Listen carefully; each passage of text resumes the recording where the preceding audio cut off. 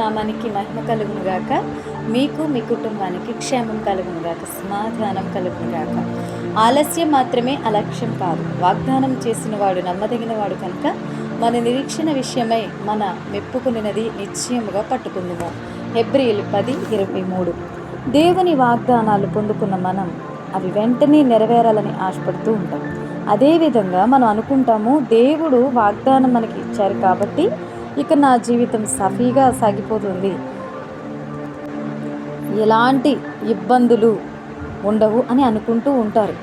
ఏమైనా సమస్య వస్తే వెంటనే మనం అనుకుంటాము, ఇదేంటి దేవుడు నాకు వాగ్దానం చేశారు కదా, మరి ఇప్పుడేంటి వాగ్దానంకు వ్యతిరేకంగా పరిస్థితులు జరుగుతున్నాయి, బహుశా ఇది దేవుని చిత్తం కాదేమో, ఈ వాగ్దానం దేవుడు నాకు ఇవ్వలేదేమో అంటూ ఆలోచిస్తూ ఉంటాం. దేవుడు వాగ్దానం పొందుకున్న అబ్రహాము సుమారుగా 25 సంవత్సరములు ఎదురు చూడవలసి వచ్చింది.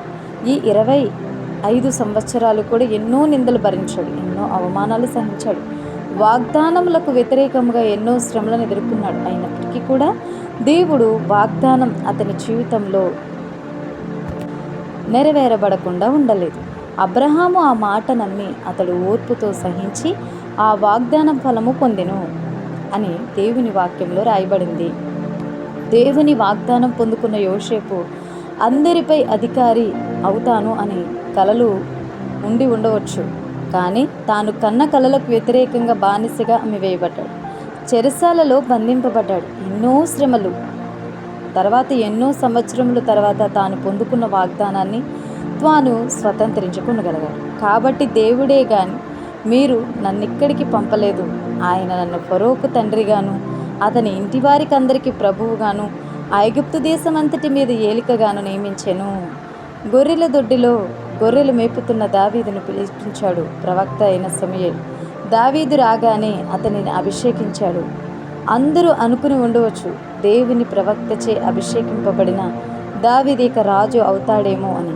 కానీ దానికి విరుద్ధముగా ఎన్నో పోరాటాలు, చేయని తప్పులు, వెంటాడే శత్రువులు, అప్పటి వరకు నెమ్మదిగా సాగిపోతున్న జీవితం కాస్త అభిషేకంతో అల్లకల్లోలం అయ్యింది.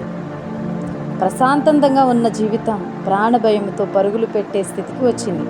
కానీ అలాంటి పరిస్థితుల్లో దావీదుకు ఎన్నడూ కూడా నేనేమి రాజు కావాలనుకోలేదు, కానీ దేవుడే తన సేవకుని ద్వారా అభిషేకం ఇచ్చారు, నేనేమో ఇలాంటి శ్రమలను అనుభవిస్తున్నాను కాబట్టి ఇది దేవుని చిత్తం కాదేమో అని అనుకోలేదు.